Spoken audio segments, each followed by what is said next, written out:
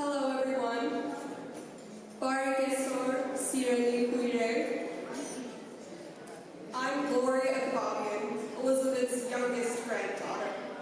Oh my, that feels a little weird to say out loud because to me, she's not Elizabeth, she's Grandma. Or more affectionately, she's Eddie's mama. So with your permission, that's how I'll refer to her going forward. Before I continue, thank you again for your presence here on this wonderful Saturday. It truly means so much. Seeing this room filled with people who admire and love her is a testament to the impact, particularly within the Omni community that she has made. I'm constantly in awe of the network Eddie's mama has built and the deep, meaningful connections she shares with so many of you. She could probably have hours-long conversations with each one of you. She's quite the conversationalist. And if I inherit even half of her charm and ability, I'll consider myself lucky. Now, I don't want to take up too much of your time, but let's be real. It's a bit of a challenge because there's a plethora of things I could say about Eddie's mama. As a proud San Franciscan, I've always known that she isn't too fond of the cold and foggy weather up north. However, there was a time where she and my grandfather, the late and remarkable Agbabian, lived in the Bay Area. They made their home in Berkeley, a place that still lights up her face whenever she reminisces, and coincidentally, it's also where I go to school now. Go Bears!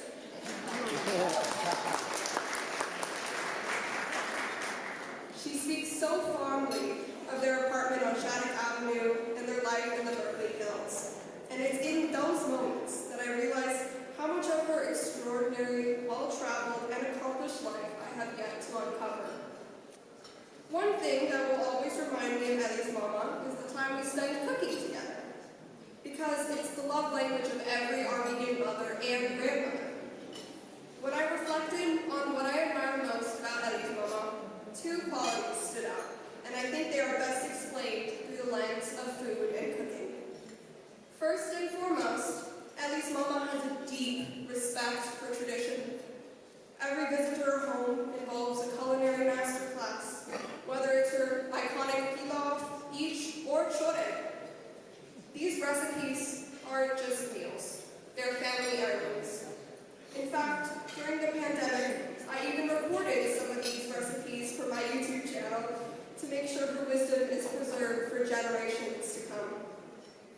I've learned invaluable skills in the kitchen from Eddie's mama, like how to roll sarma tightly, enough to keep it shape, and put just the right amount of filling so it doesn't burst. And of course, there's the gadaif, her signature dish. I made it a couple of times myself, under her watchful eye, of course.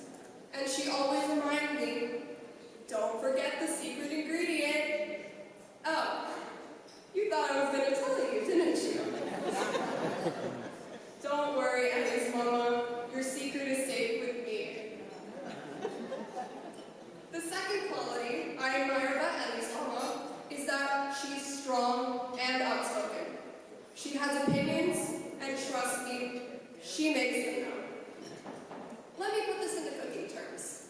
She loves it when I make banana bread, but she loves it even more if it has nuts. Walnuts, to be exact. She knows what she likes, and she isn't afraid to voice it. That strength extends beyond the kitchen. She stands by her morals and her principles, and she commands respect. And when she speaks, people listen. She is, in every sense of the word, an advocate. Whether it's through her cooking, her storytelling, or how she brings people together, every celebration, every meal with Eddie's mama is filled with conversation, liveliness, and music. Speaking of music, next we have a special musical performance featuring the incredibly talented violinist Agbabian and pianist Tomomi Kojima. Please join me in welcoming them to the stage. Thank you very, very much.